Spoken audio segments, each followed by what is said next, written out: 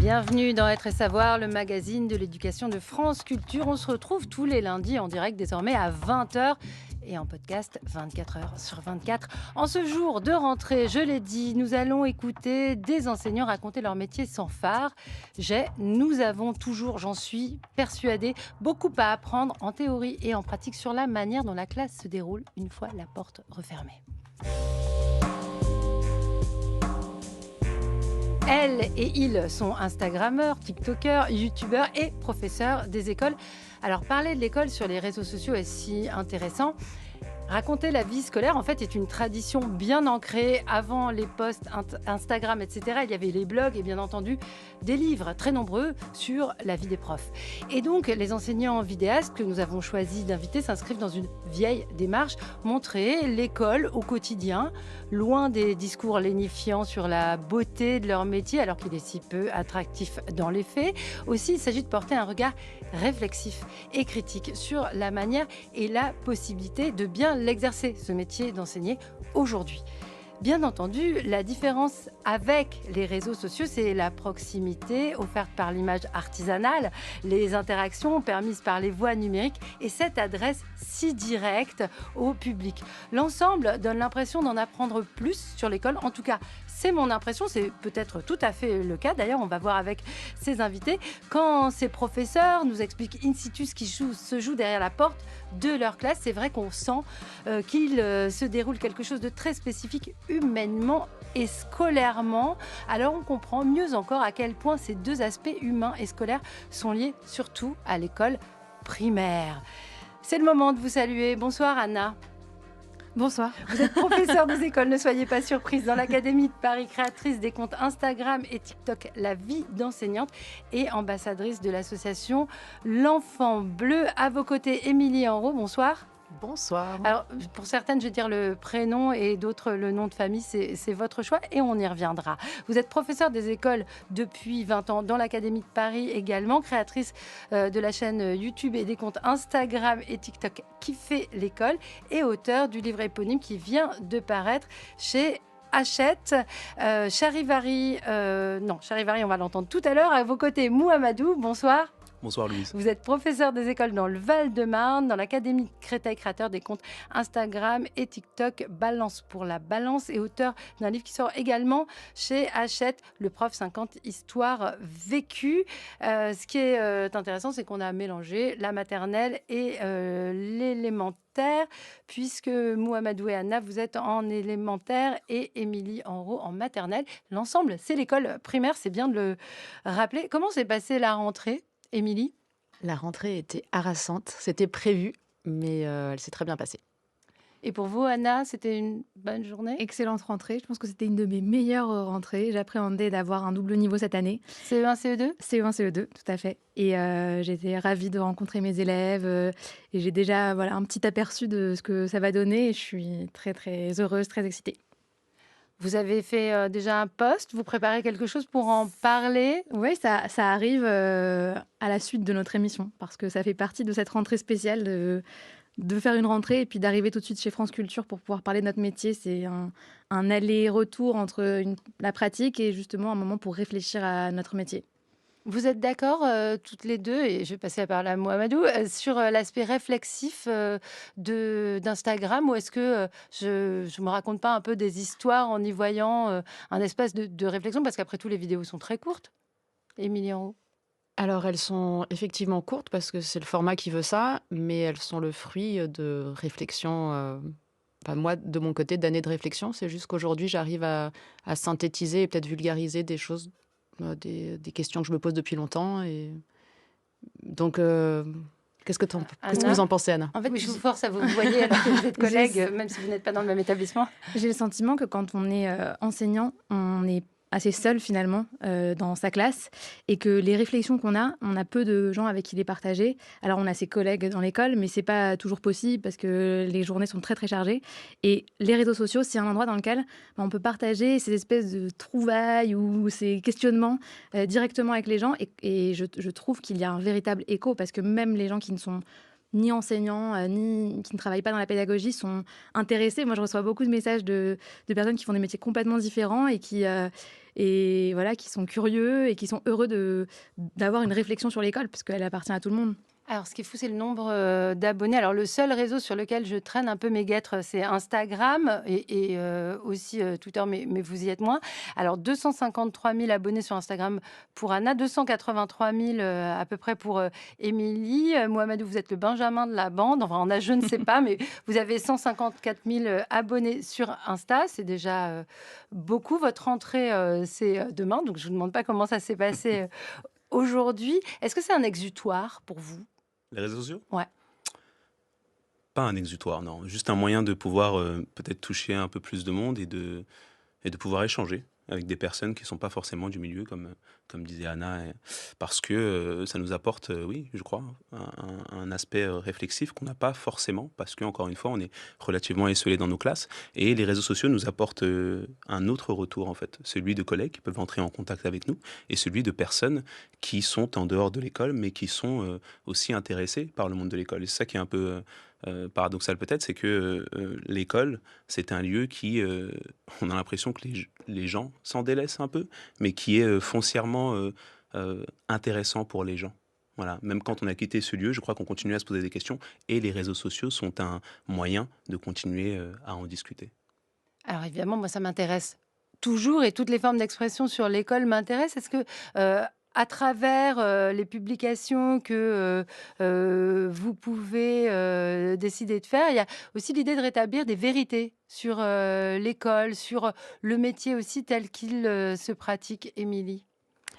Oui, moi je voulais juste rajouter quelque chose. Librement, Ça allez-y. ça me faisait penser qu'à l'époque, j'avais un blog, comme vous le disiez. J'ai commencé par un blog et j'avais en sous-titre On va tous y passer, trois petits points par l'école.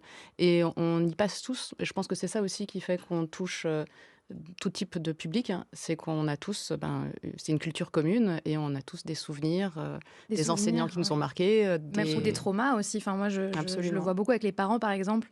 Ça arrive que finalement des parents aient vécu des traumatismes à l'école et que au premier rendez-vous, sans qu'il y ait forcément de proximité, ils m'en fassent part sans s'en rendre compte, en me disant qu'ils ont peur que leur enfant vive ça aussi, que c'était très difficile pour eux.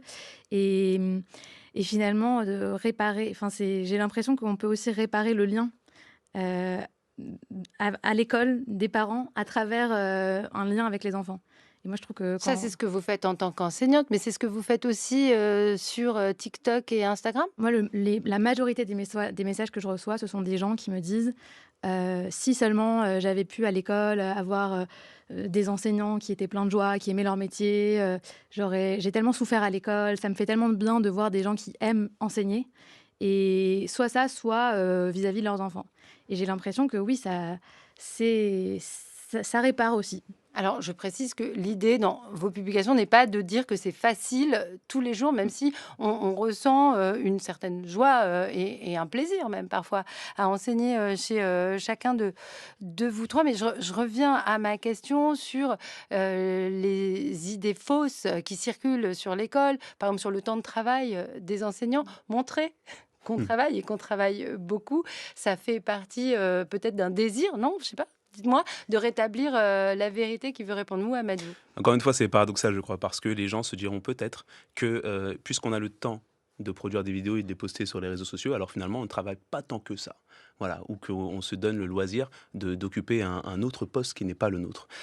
C'est une idée fausse. Bien évidemment, non. Et je pense que tous les enseignants qui nous écoutent aujourd'hui seront peut-être ravis d'entendre que le métier d'enseignant, c'est un métier où on travaille avant d'arriver en classe et on travaille après avoir été en classe parce qu'on n'arrive pas, et même lorsque on est en place encore moins, en étant dans l'improvisation, bien au contraire. Voilà, un petit peu de, j'allais dire, c'est peut-être un grand mot, mais un petit peu de respect pour les élèves que nous avons en face de nous et des familles aussi.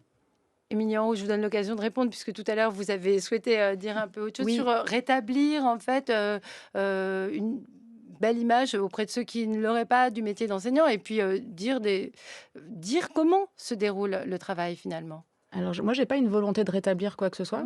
Puis, j'entends pas tellement de critiques autour de moi, de mon métier. Donc, si moi, j'ai commencé à faire des vidéos, c'est parce que j'avais envie de partager des choses que j'aurais bien aimé entendre quand je débutais. C'est plus un esprit de partage qu'un esprit d'autre chose.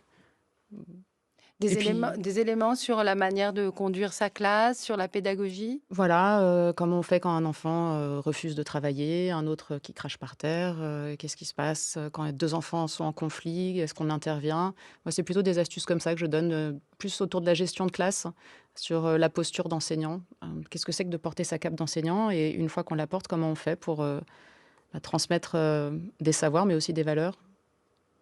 Quelle valeur? Quelles valeurs on souhaite, aux citoyens de demain? Je ne vais pas développer. J'ai Qui veut Est-ce prolonger ce que propos? Mohamedou? Je peux essayer. La première, je crois, c'est le vivre ensemble. Alors, c'est un mot un petit peu fourre-tout. Qu'est-ce que ça veut dire vivre ensemble? Parce qu'en réalité, à partir du moment où on met des personnes ensemble à un endroit, en l'occurrence à l'école, des élèves qui viennent de différents, j'allais dire, endroits et parfois qui ne partagent pas forcément les mêmes références culturelles, eh bien à ce moment-là, le vivre ensemble se met déjà en marche. Maintenant, comment est-ce qu'on fait pour accompagner ce phénomène plus ou moins naturel? C'est qu'en fait, on prend les situations, en tout cas dans mon cas, on prend les situations telles qu'elles se présentent, parce qu'il va y avoir des situations qui vont nous poser problème, il va y avoir des situations qui vont être ambiguës, et je crois que l'une des meilleures manières d'aller vers ce vivre ensemble, c'est de les accepter, parce que, encore une fois, on est loin de cet idéal universaliste où on voudrait que tout le monde se ressemble. Non, l'universalisme, le vrai, je crois, pour moi, c'est d'accepter que tout le monde est différent et que de ces différences, eh bien, il va résulter forcément parfois des désaccords et qu'on va essayer de régler ces désaccords. Dans une cour de récréation ou dans une classe, eh bien, je crois que c'est le meilleur endroit pour essayer d'amorcer une réflexion ou de désamorcer ces situations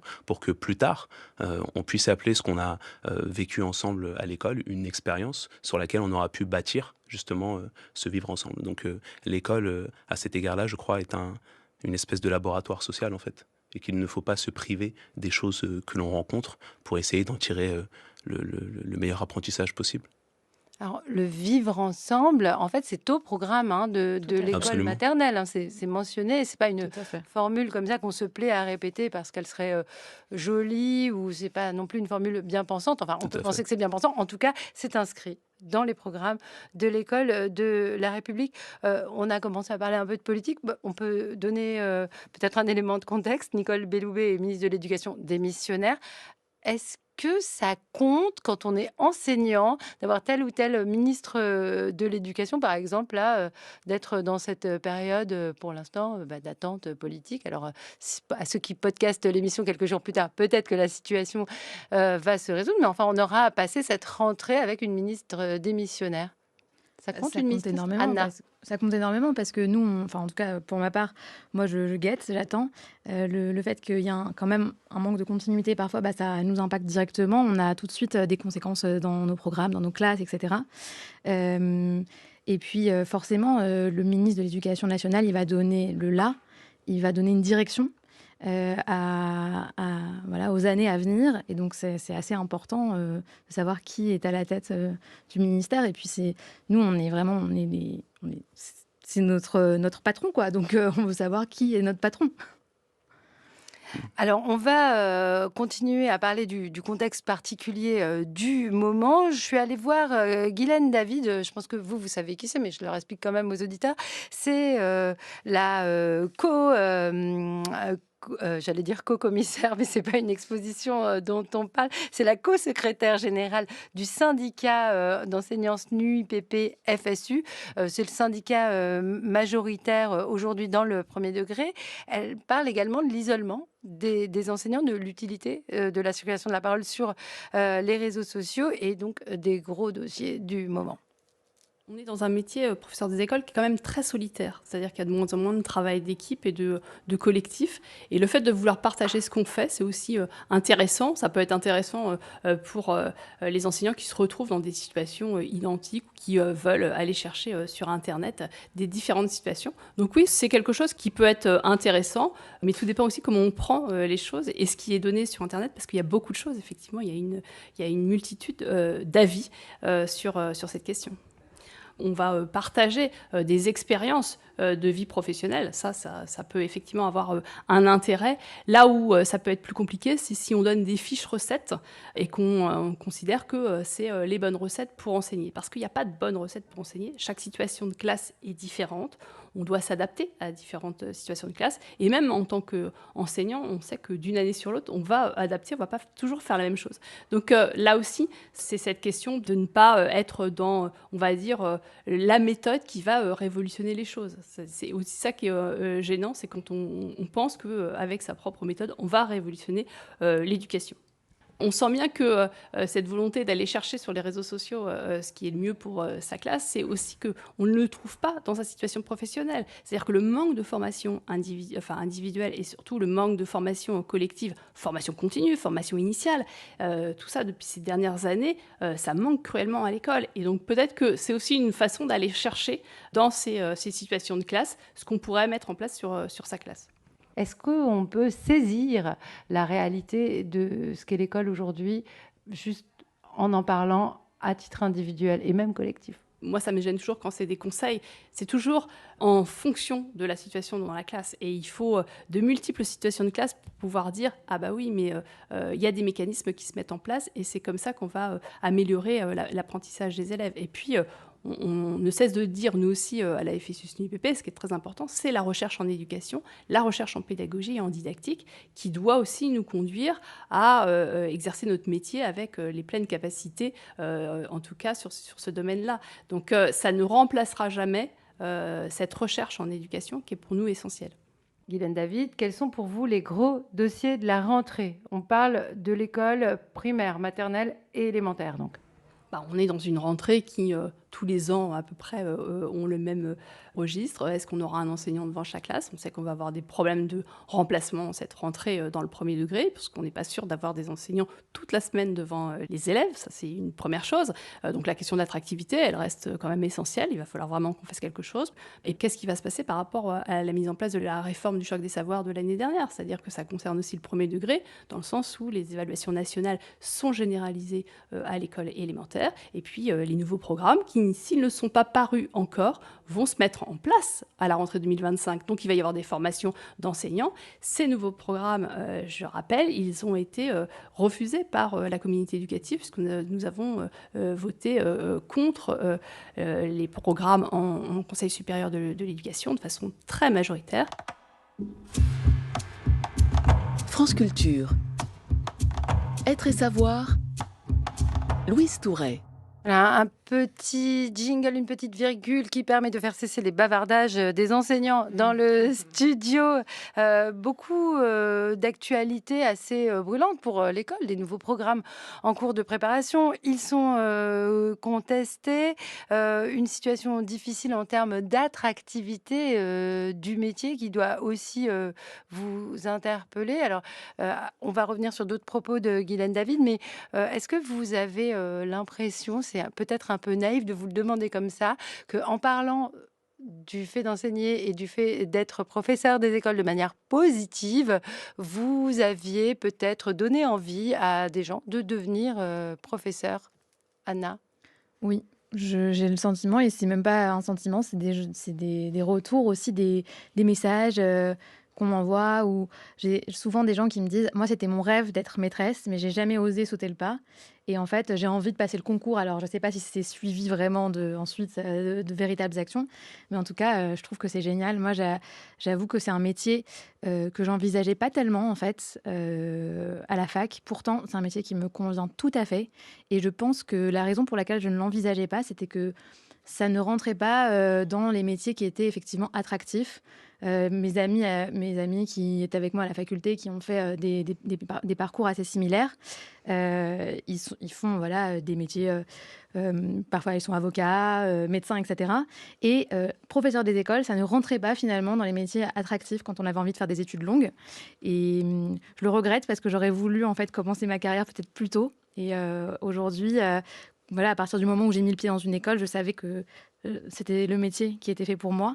Et j'ai envie aussi de participer à continuer à donner avec tous mes collègues une image positive de ce métier parce qu'il est tellement riche. Mais assez mal rémunéré en même temps. En fait, il est mal représenté, mal considéré et très mal rémunéré, bien sûr. Ça, c'est évident. Il faut que je vous le fasse dire parce que je pense qu'il y a beaucoup d'auditeurs Oui, oui. enseignants qui pensent, en vous Ah oui. écoutant, Émilie Henrot, sur l'attractivité. On peut peut-être aussi donner des chiffres parce que jusqu'à récemment, suivant les académies, évidemment, c'est assez contrasté, mais il y avait moins de problèmes d'attractivité pour le premier degré. Aujourd'hui, on parle, alors suivant les chiffres que j'ai trouvés, de 1500 à 1300 enseignants qui manquent. Et évidemment, c'est beaucoup plus important en région parisienne et dans l'académie de Créteil et même de Paris. Il y a des problèmes de remplacement. C'est le quotidien C'est notre quotidien. de nos écoles. Donc, sur cette question d'attractivité qui est, pour le coup, vraiment cruciale. Émilie Henrot. Écoutez, moi, quand j'ai passé le concours il y a 20 ans en candidat libre, c'était la classe de devenir professeur des écoles. C'était difficile. J'ai bossé comme une malade. Je voulais me classer. Il y avait une espèce de concurrence entre les candidats aussi. Voilà, ça se bossait et on était fiers d'obtenir le concours. Aujourd'hui, je pense qu'il y a évidemment des personnes qui passent le concours et qui sont fiers de le passer, et voilà. Mais il y a surtout beaucoup de personnes qui ne se présentent pas. Alors qu'avant, on avait des listes complémentaires, ça s'appelait comme ça. Quand on ratait le concours, on était sur liste complémentaire et on croisait les doigts pour se faire appeler en renfort à la rentrée des classes si une personne qui avait eu le concours se désistait. Donc c'est très différent. Et pour revenir à la question que vous avez posée tout à l'heure et à laquelle Anna a répondu, moi aussi, je peux témoigner qu'il y a des personnes qui m'ont dit que grâce à mes vidéos, elles avaient eu envie de passer le concours, que ça les avait remotivées. Il y a même une personne qui m'a dit qu'elle pensait qu'elle avait eu son oral, qu'elle avait eu 19 à l'oral grâce à moi. Alors c'est vraiment adorable, je ne suis pas tout à fait sûre que ce soit vrai, certainement pas même, mais elle m'a dit qu'elle avait repris des anecdotes que j'avais données dans mes vidéos. Et donc ça, c'est vraiment super, super sympa.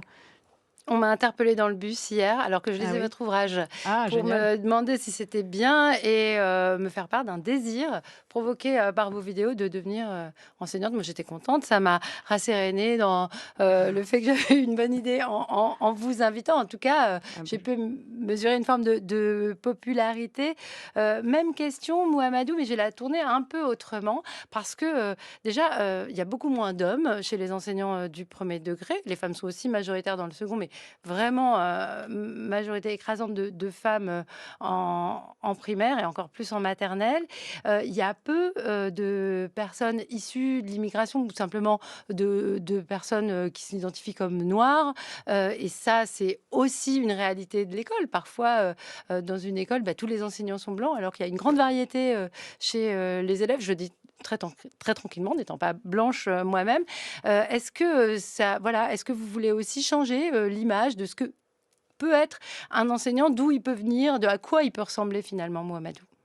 Alors, c'est pas une revendication, mais c'est un des effets, je crois. Parce que, effectivement, j'ai pas tout à fait les mêmes retours que vous, mesdames, mais j'ai des retours dans ce sens-là, en me disant que la représentativité est importante et que je m'en rende compte ou pas, eh bien, cette image que je peux véhiculer peut peut-être en inspirer certains.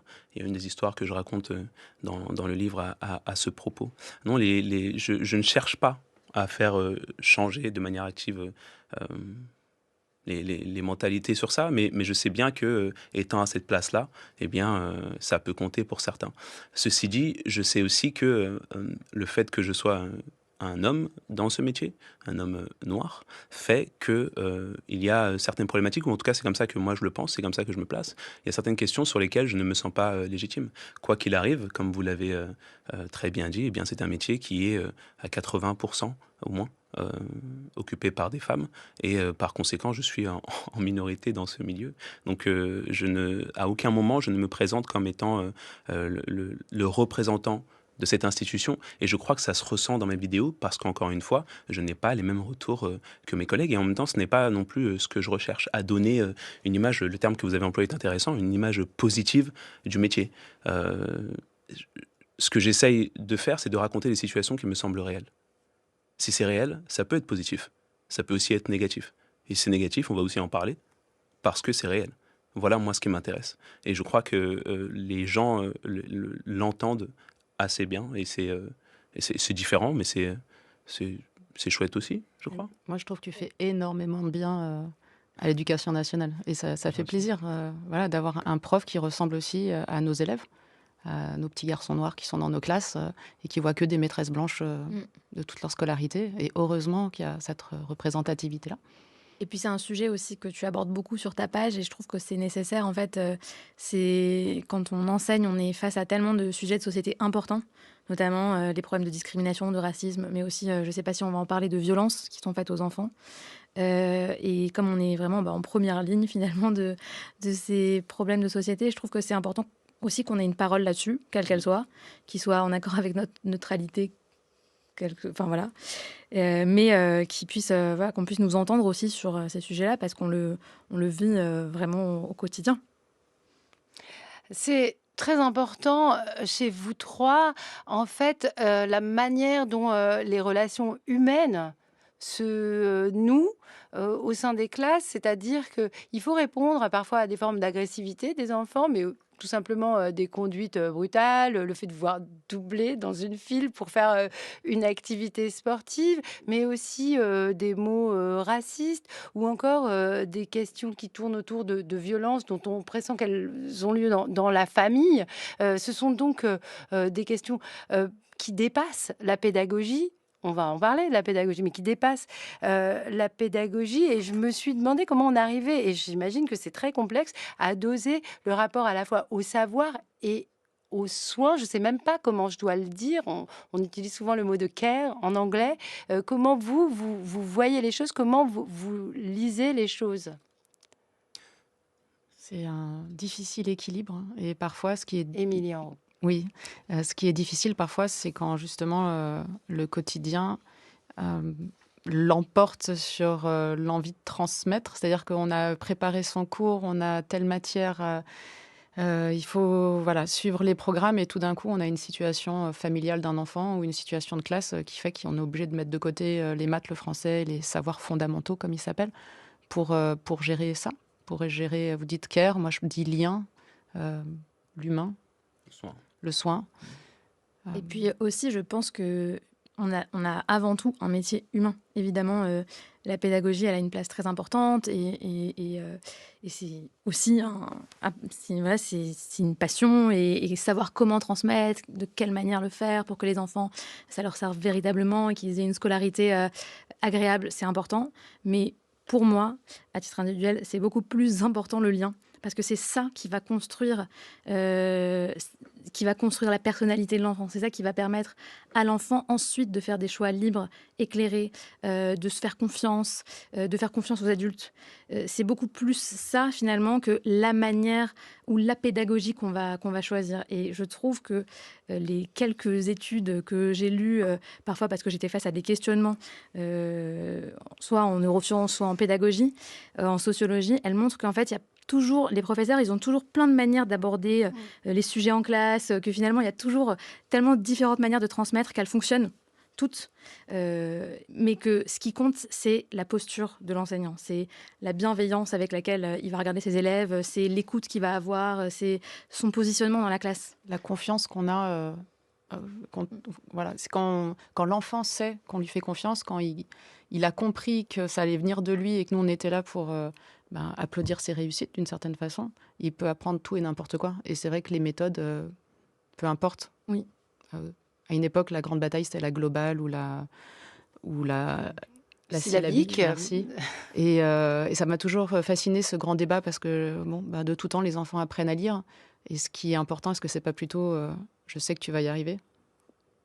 Alors, concernant les données scientifiques, la syllabique semble mieux fonctionner, mais de toute façon, aujourd'hui, ce sont les instructions officielles. Et quand il y avait de la globale, c'était plutôt très partiellement. C'est ça, personne n'a jamais fait de la globale pure. En tout cas, pas depuis très longtemps. Hein, bon, alors c'était un mauvais exemple, je vous demande pardon. Non, mais j'aime bien vous avez bien donner des précisions. Mais surtout que les moins de je ne sais quel âge ne savent même pas de quoi je parle. Je pense qu'on s'adresse un peu aux sexagénaires, mais je vais recevoir des mails, donc voilà. je vous les ferai suivre et on pourra continuer à en discuter plus tard. Hors antenne, la question en fait de la la manière dont le rapport humain se noue. J'ajoute qu'elle vibre aussi au son des actualités. On l'a vu à la période des attentats où on a beaucoup parlé du rôle de l'école. En 2015, on en a, enfin, au moment de la guerre en Ukraine aussi, on voit là que le rôle de l'école est extrêmement puissant pour poser des mots sur ce qu'il se passe à un moment où les familles sont peut-être démunies pour le faire. Et de toute façon, à un moment où dans un lieu collectif, on est obligé de le faire. Émilie Henrot, c'est une période que vous avez vécue. Oui, alors moi j'ai un exemple qui est très parlant, je trouve, quand il s'agit. Enfin, j'ai envie de parler du rôle de l'enseignant. Et il m'est arrivé une situation qui m'a complètement dépassée. J'ai un petit garçon qui était en grande section dans ma classe et qui a passé l'été avec ses parents à Nice. Et ils ont été témoins de l'attentat du camion sur la promenade oui, des Anglais à Nice. Et donc ça s'est passé l'été, c'était le 14 juillet. Et en septembre, quand j'ai croisé la maman et que je lui ai parlé et que je lui ai dit à quel point j'étais désolée de ce qui leur était arrivé, etc., on a discuté un peu sur le trottoir parce qu'il n'était plus dans ma classe du coup. Et elle m'a dit, vous savez, il m'a demandé 10 fois à vous appeler. Il voulait absolument vous appeler le lendemain des attentats, le jour même, et ça a duré une semaine. Et en fait, il voulait m'appeler parce qu'il fallait appeler la maîtresse, il fallait que la maîtresse soit au courant, en fait. Et j'en avais écrit un article sur mon blog à l'époque, parce que même aujourd'hui, ça continue à me faire trembler la voix, et ça me donne envie de pleurer. En fait, quand je pense à ce petit garçon, il lui est arrivé un tel traumatisme, hein, et il voulait appeler sa maîtresse.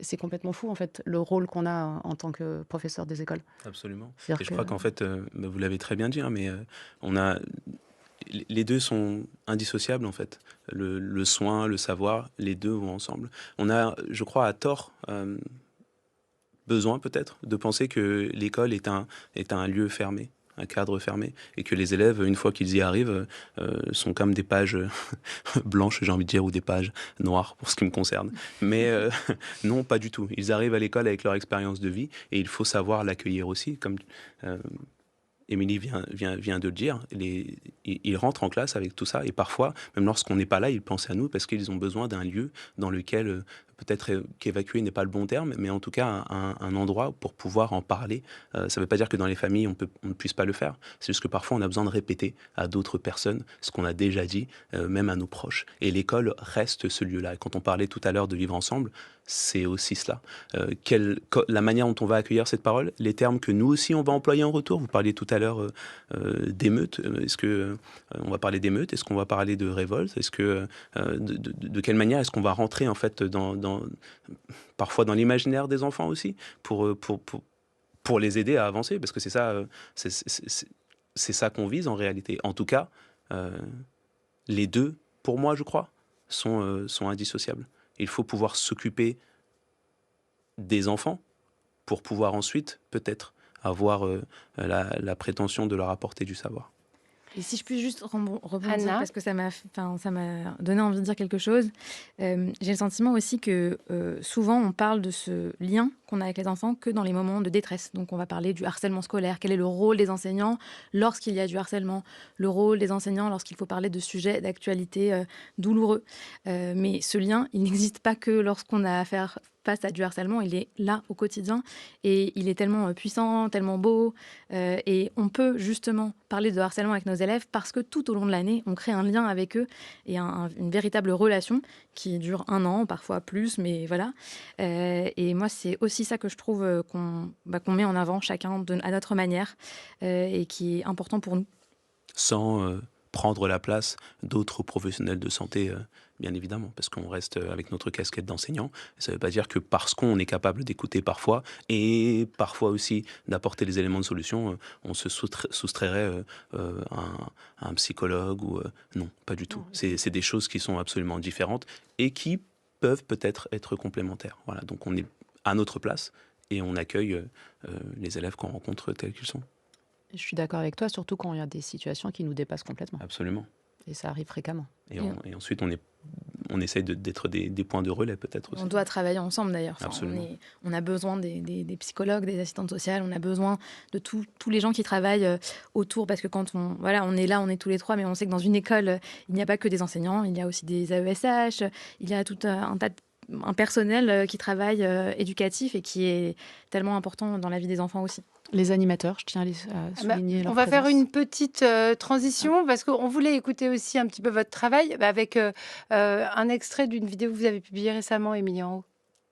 Prof, pour moi, c'est pas un métier qui peut se faire seul. C'est un travail d'équipe. Les années les plus réussies que j'ai pu vivre, c'est celles qui englobent tout le monde. Ça va de la gardienne qui a un rôle tellement important, qui connaît tous les enfants sur le bout des ongles, à toutes les personnes de la mairie, les animateurs, les AESH, les personnes qui s'occupent de la cantine, les cantinières, les profs remplaçants, les intervenants extérieurs, les personnes qui s'occupent du ménage, les ATE, nos chers ASM qui font un travail incroyable. Moi, j'ai jamais autant appris qu'avec mes collègues. Et j'adore visiter les classes des autres. C'est quoi? Ça, c'est Graine de Star, parce que j'ai toujours voulu être chanteuse. Donc, on écrit des lettres et les enfants vont devoir chanter les sons.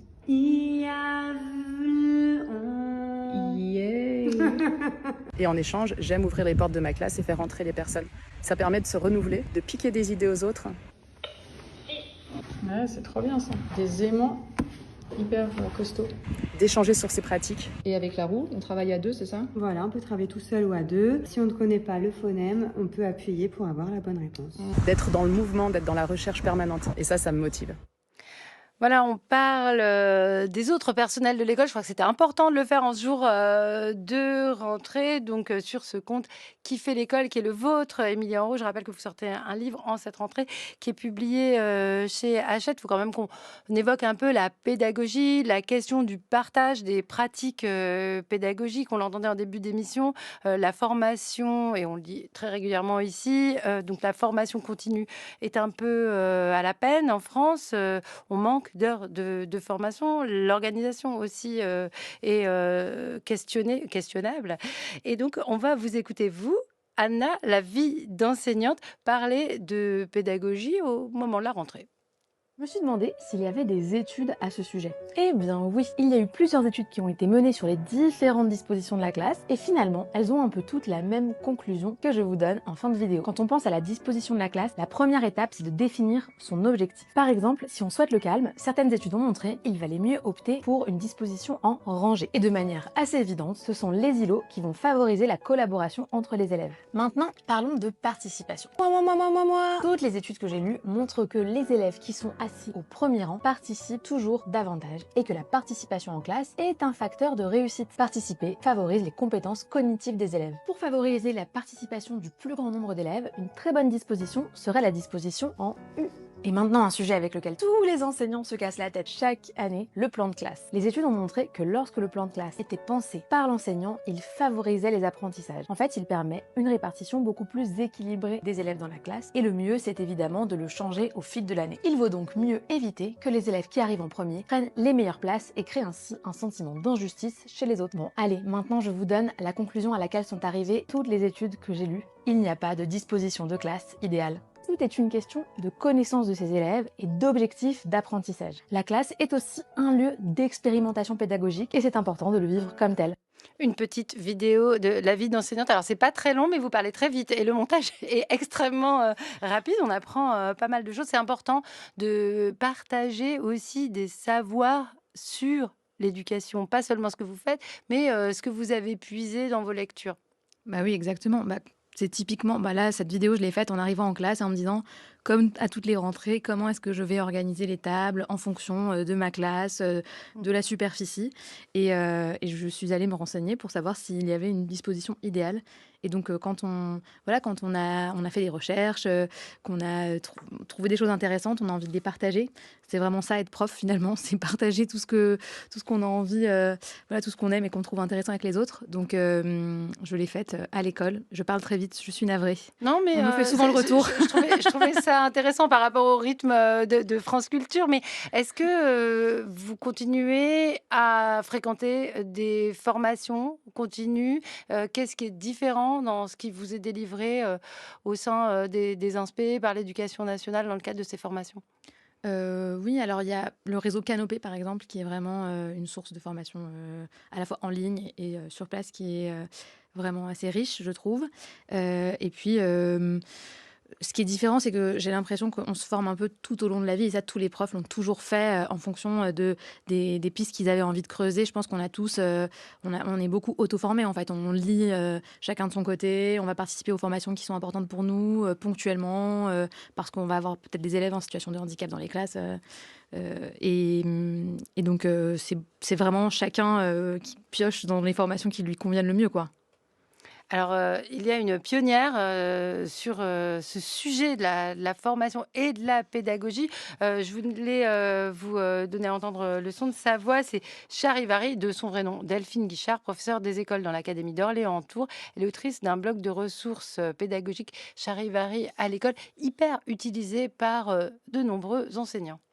Au moment de ma titularisation, j'avais fait mon mémoire de fin d'études sur un dispositif pédagogique qui s'appelle les ceintures de compétences. Et au cours de ma soutenance, les gens qui étaient là à la soutenance m'ont dit « Oh, ce serait bien de partager ce que vous avez préparé sur Internet ». Et c'est à cette occasion-là que j'ai créé un blog. J'y ai mis mon mémoire, j'y ai mis les ressources que j'avais créées. Et puis, au fur et à mesure que je créais des nouveaux petits supports pour la discipline, pour la grammaire, je les mettais en ligne et c'est comme ça que le blog est né.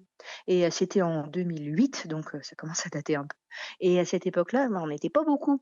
Donc le mien, il est arrivé dans un terrain presque vierge et j'imagine que c'est pour ça que ça a bien marché. Ça sert visiblement à beaucoup d'enseignantes et d'enseignants. Est-ce que vous avez des retours sur la manière dont les autres professeurs s'approprient ce qui est au départ aussi votre travail et votre expérience? Alors oui, c'est un petit peu pour ça qu'on blogue ou qu'on partage, je pense, hein. C'est pour ces retours, c'est pour cet échange du type «Ah, c'est super ce que tu as fait, mais moi j'ai un petit peu changé, j'ai fait comme ci, j'ai fait comme ça, ou j'ai repéré tel truc qui marcherait mieux». Bah, c'est vraiment cet échange-là qu'on cherche parce que moi, j'enseigne à la campagne, donc on est dans des petites écoles. J'ai été toute seule à enseigner souvent dans mon niveau de classe. Donc, j'avais pas de collègues à qui demander Tiens, tu fais comment pour les fractions? Est-ce que tu commences avec les décimaux ou avec les fractions? Et Internet, ça a vraiment remplacé cette grande salle des profs qui me manquait, en fait.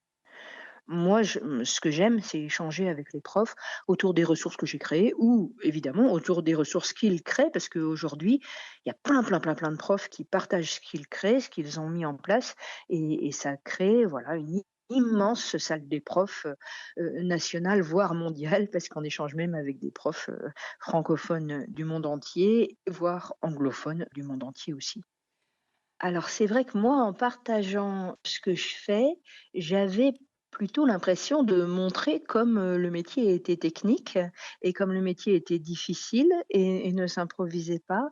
Tout ce que je prépare, j'espère que ça se voit, qu'il y a beaucoup de boulot derrière et donc qu'on ne peut pas, comme certains le croient, arriver en classe le matin à 8h30 et verrouiller sa classe à 16h30 et avoir du temps pour soi à partir de 16h30 parce qu'il y a beaucoup de choses à préparer et j'imaginais qu'en partageant ça, ça montrait le travail nécessaire du professeur des écoles pour préparer sa classe.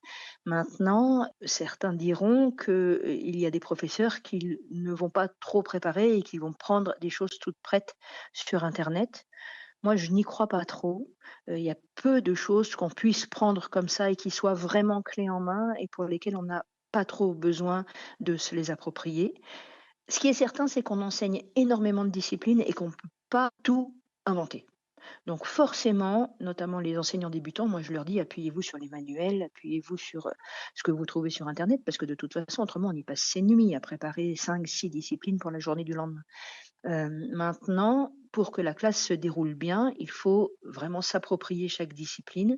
Et c'est sûr que quand je crée un nouveau dispositif, une nouvelle manière d'enseigner, quand c'est moi qui l'ai créé, quand c'est moi qui l'ai préparé pour ma classe se déroule beaucoup mieux que quand j'essaye d'appliquer quelque chose que j'ai lu dans un manuel et que j'essaie de le suivre pas à pas.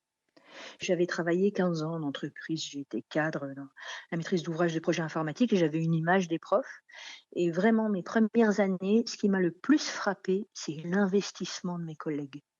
C'est le travail qu'ils fournissaient. Moi, j'avais quand même l'impression qu'il y avait un certain nombre de profs qui se la coulaient douce, quoi. Je pense, comme le grand public peuvent avoir l'impression, et des profs qui se la coulaient douce, mais j'en ai quasiment jamais rencontré. Jamais.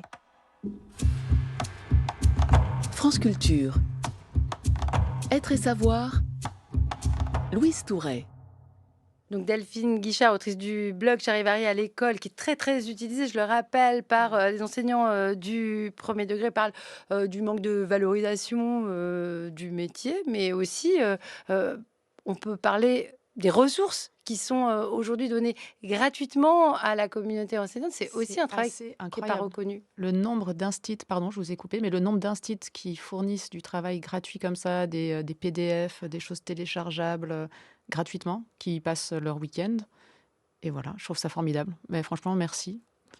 Et c'est aussi ça, absolument, pardon. Je t'en prie. C'est aussi ça la force des réseaux, ou en tout cas l'une des forces de leur utilisation, c'est que effectivement, tout à l'heure on parlait du retour réflexif, mais non, c'est aussi un endroit où on peut mutualiser en fait. Voilà. Et encore une fois, oui, je trouve ça extraordinaire parce que il faut le dire aussi. Et c'est pas tirer à boulet rouge sur nos formateurs ou quoi que ce soit. Non, c'est un état de fait. Il y a, on a des formations, mais qui, à bien des égards, nous semblent relativement incomplètes ou parfois ne répondent pas à certaines problématiques qu'on rencontre sur le terrain. Et du coup, ça me fait rebondir sur ce que Anna disait.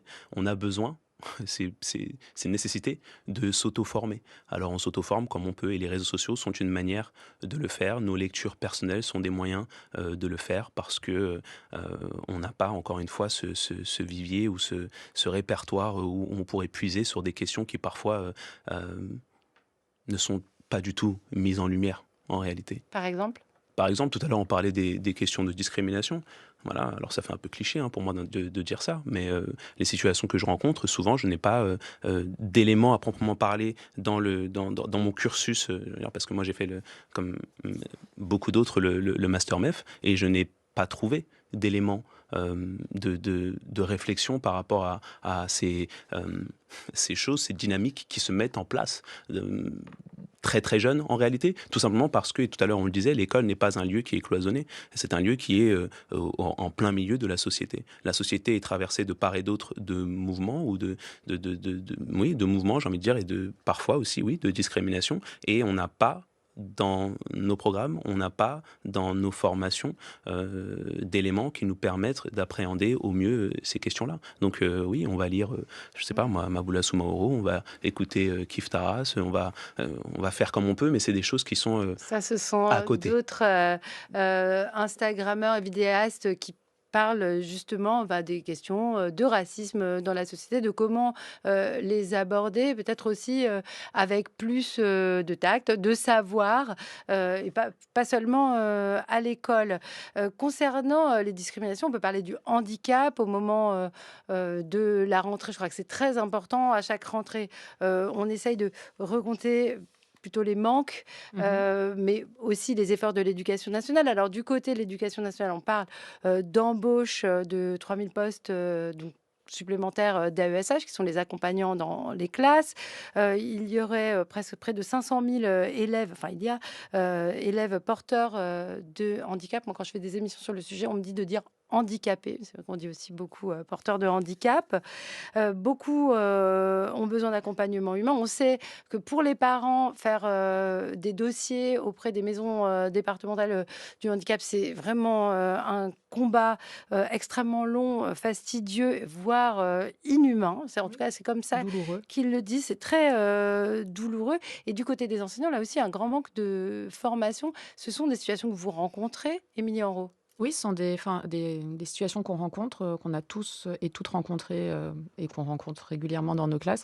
Ce qui est très difficile, 2 septembre, c'est quand vous savez que vous accueillez un enfant qui est porteur de handicap, mais que vous ne connaissez pas la nature du handicap, par exemple, et qu'à 8h20, il arrive en même temps que tout le monde et que les parents sont pressés.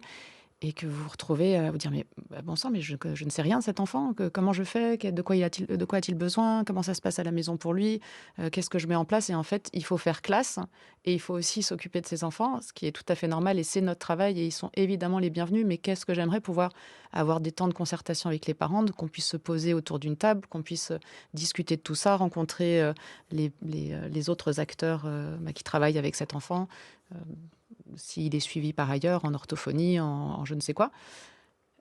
C'est compliqué de... Vous avez fait une vidéo sur la question.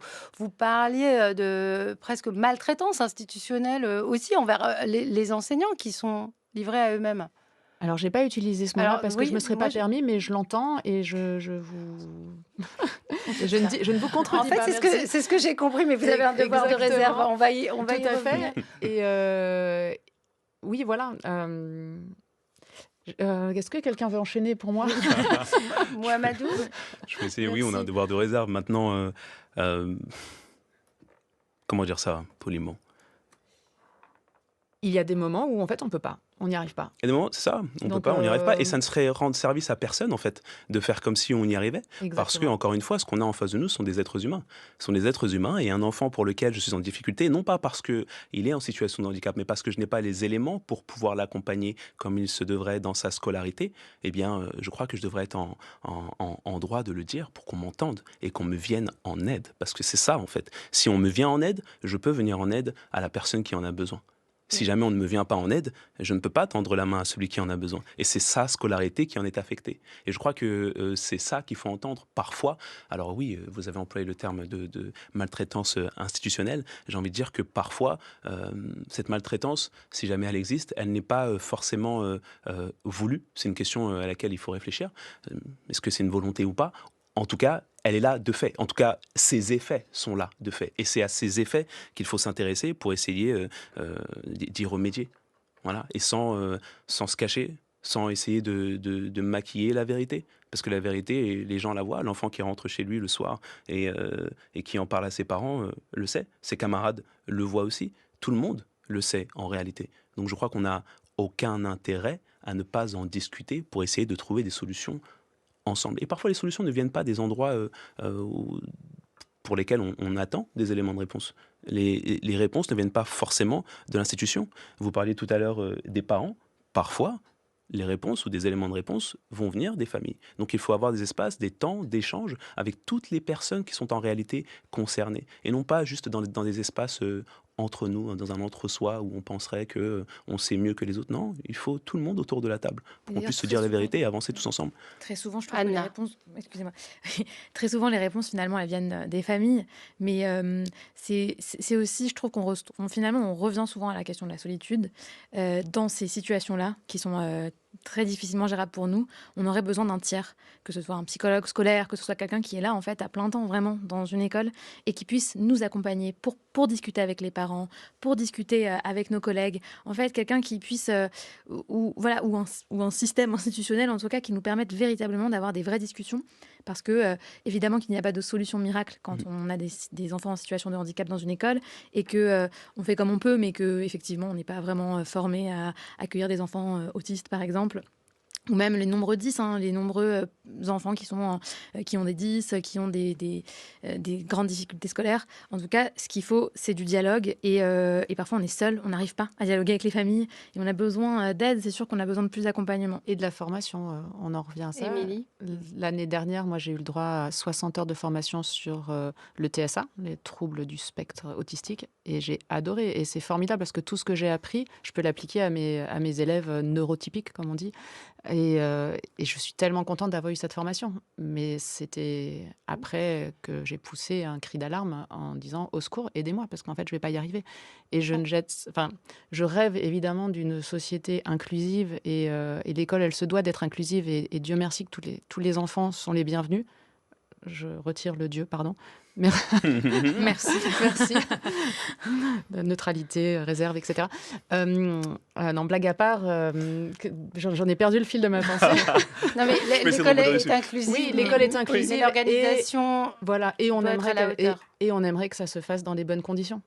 Parce que j'ai accueilli des élèves porteurs de handicap, ils m'ont tellement apporté et c'était des bijoux dans la classe. C'est important aussi ce que vous avez dit sur le fait d'en apprendre plus sur la manière d'enseigner à des élèves en difficulté, apporte aussi à l'enseignant des méthodes, un répertoire pour l'ensemble du groupe, pour l'ensemble des élèves.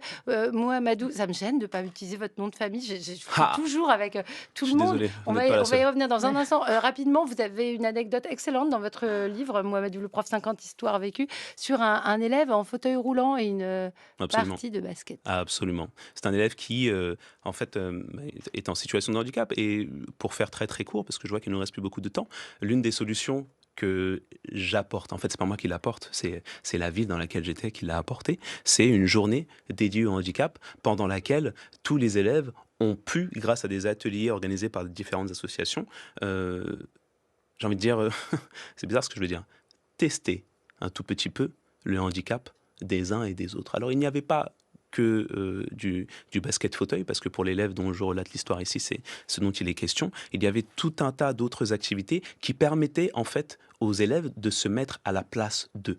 Si toi, tu es en situation de handicap et que tu es dans un fauteuil, que tu veux jouer au basket, peut-être que si je joue au basket avec toi dans un fauteuil aussi, je vais me rendre compte de la difficulté que c'est.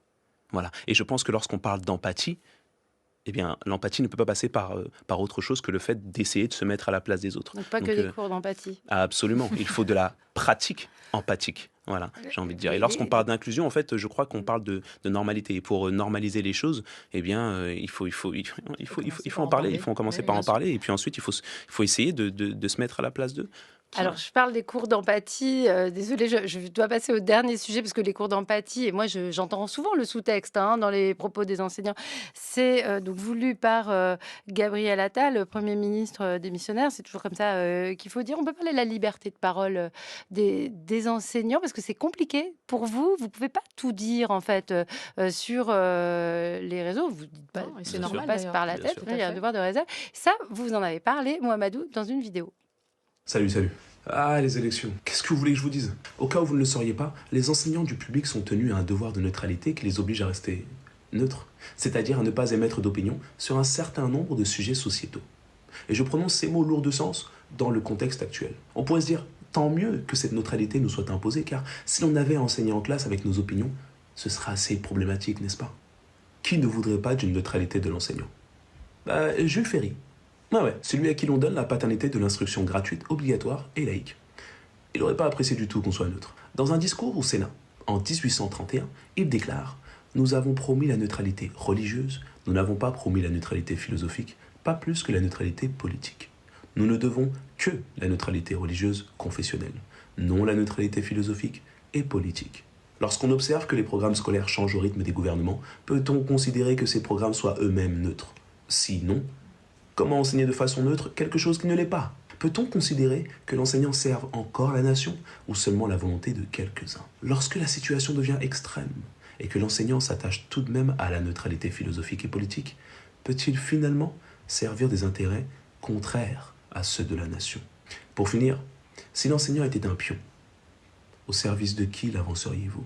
C'est une question dont j'ai la réponse, mais à laquelle je ne répondrai pas. Devoir de neutralité oblige. Le devoir de neutralité, c'est important pour les enseignants. Je crois que vous y êtes attachés tous les trois. Est-ce que vous avez déjà eu des retours de votre hiérarchie sur ce que vous faisiez sur les réseaux avec ce nombre d'abonnés? Il y a forcément un inspecteur, une inspectrice qui vous suit. Émilie Henrault, 283 000 personnes sur Instagram. 283 000 personnes. J'ai des inspecteurs à travers la France qui utilisent certaines de mes vidéos en formation et des maîtres formateurs aussi, donc ça fait très plaisir. Ma hiérarchie directe, pas trop de nouvelles, non. Je ne sais pas ce qu'ils pensent de moi, je les salue. Pas plus. Je leur envoie avec plaisir mon livre. Et une très bonne rentrée à eux. Anna, est-ce que vous avez des retours plus sérieusement? Est-ce que c'est encouragé, découragé? Est-ce que c'est mal vu, bien vu? J'ai d'excellents retours de collègues, de maîtres formateurs, de certaines personnes. Et je n'ai aucun message, aucune nouvelle, je sais... Moi non plus. De mes supérieurs directs. Pas de retour. Mohamedou. J'ai quelques retours, ils sont généralement positifs, mais ils sont peu nombreux. Parce que moi, ce que je sais, c'est que c'est très difficile pour beaucoup d'enseignants de répondre à des journalistes, par exemple, et que c'est ce qu'on nous dit aussi sur le terrain. Mais ça fait partie peut-être des choses que vous ne pouvez pas forcément dire au micro de France Culture. En tout cas, vos livres à tous les deux, Mohamedou, le prof, et Émilie Henrault, qui fait l'école, sont publiés chez Hachette. Ils sont extrêmement intéressants pour savoir ce qui se passe vraiment dans la classe avec des élèves si attachants. Anna, on peut également vous suivre sur tous les réseaux avec plein de bons conseils. Je vous remercie d'avoir conseillé mon dernier podcast. Mais c'est pas pour ça que je vous ai invité, mais je vous souhaite une bonne année scolaire, je crois. Un grand merci pour l'invitation. Merci beaucoup. Et à bientôt sur les réseaux ou dans la vraie vie. Avec grand plaisir. Merci Louise. Au revoir. Au revoir.